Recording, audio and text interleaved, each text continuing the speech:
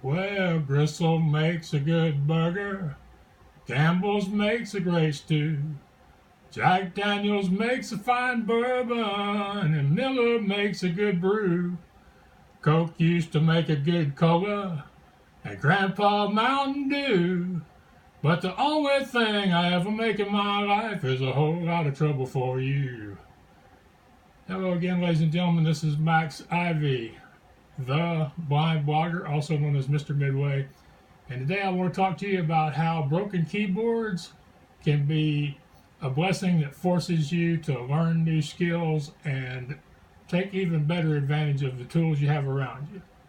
And I should mention at the beginning, my dad never liked that song. He thought it was way too negative, but it's George Jones, and I like George. And there's some kind of classic references in there that, are from my memory. So hope nobody objects to the tone of the song at the beginning. If you like it, let me know. I know all the words to that one. Okay, I want to talk about broken keyboards. And it's some of you know that last week I had to put my Apple MacBook Pro into the Apple Store's technical repair department because the keyboard wasn't working right and it was acting kind of funny, and I wanted to get it checked out before I leave for my trip to New York City. And so I was without it for 4 days, 5 days, and while I was without it, I had to depend completely solely on my iPhone. And while I wasn't as good at it as I am when I'm doing on my computer, for example, since I didn't have my laptop, I totally blew off, not on purpose, but I missed an appearance on a video podcast that has a worldwide audience. They were nice about it and they've agreed to reschedule, but still, just one example of things I wasn't able to do as well without the laptop. What it did is it forced me to answer my email, to surf the websites, to even send out a few emails for my clients that I'm trying to get booked on radio shows and podcasts. And most importantly, it forced me to record some videos using just my iPhone, something I'd never done before. And it's one of those things I was kind of scared of, because how do I get the phone situated so that my face is mostly in the screen? Yeah, I know, when I record on my laptop, my face is not always perfectly centered, but at least it's in the ballpark. And I wasn't sure how to do that with my iPhone. Luckily, my nephew discovered a little plastic tripod that we had in the house. Nobody knows why we had it, but it was here. And we figured out how I could use it. The people at the Apple Store taught me how to turn the camera on and off so that I don't have to have the speech on while I'm doing it, and I know when it starts and when it stops. So recording the videos that I've recorded over the last few days is something I wouldn't have tried if the keyboard on my laptop wasn't broken, and if I had the option of continuing to do everything through my laptop. So you might want to think about some of the things you use in your daily life that are crutches, that are keeping you from stretching yourself and doing even more things than you already are doing. I know it's hard. Learning curves are a pain in the butt. Having to figure out something brand new when you're in the middle of a project is the worst. I know as well as anybody right now. So, but just think, there's probably something, a website, an application, your phone, your laptop, something that you depend on to the point that you don't challenge yourself to try new things. And I want to give you another example of this for me. When I first got my iPhone, I was scared that I wouldn't be able to use it, that I would end up owning a phone that maybe I could answer calls on, but with the kind of money you invest in an iPhone, you would really like to do more than that with it. And when I bought it, I allowed my fear to talk me into buying a little Bluetooth keyboard to go with it.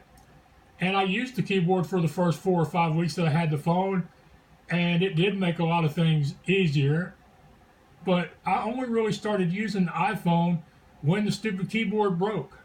And when it broke, and I really didn't feel like buying another one of the same brand or trying to figure out which brand makes a good Bluetooth keyboard, or going into the Apple Store and buying an authentic, official, honest-to-goodness Apple Bluetooth keyboard, because them things is expensive, I decided to start using it. And the first thing I did was I found out that if you play Trivia Crack, it's kind of a fun way to learn your way around the screen. I eventually got to where I could sign into my bank and enter my credit card information when I have to pay somebody.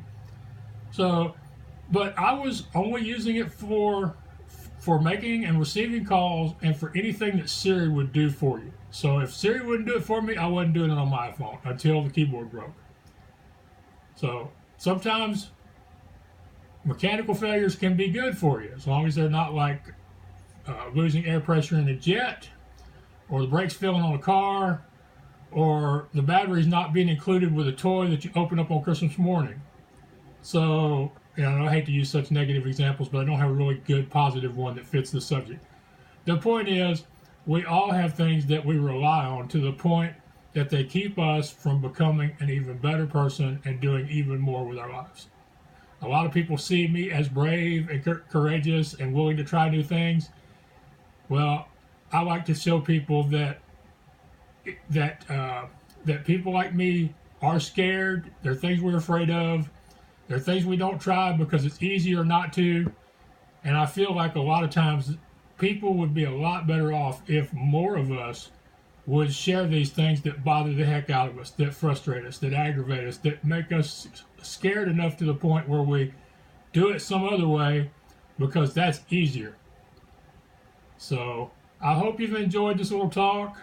I would love to hear from you. Hear something that you have decided to try now or decided giving up. If there's something that you feel like has been holding you back because it's convenient, it's easy, it's comfortable, then I'd like to hear about it. And I would especially love to hear how you decided to get past it.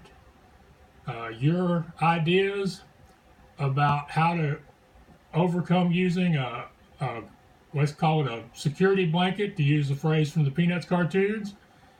If sharing the way that you managed to get rid of that security blanket or that favorite stuffed animal in your life might really help other people out there. So I hope you will share, leave a comment, like the video. And like I tell people all the time, if you have questions, just ask. I do look forward to hearing from you. I appreciate your continued support and encouragement, and that you take the time to listen to my videos or my audios or read my posts. Until next time, thank you, and God bless you, and take care out there. This is Max Ivy, the Blind Blogger.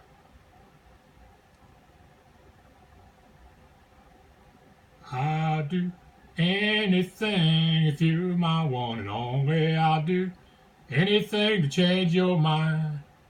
I'll climb the highest mountain or swim the deepest ocean. Anything to make you mine. Anything, anytime, day or night, rain or shine. There ain't nothing I won't do for to get to you.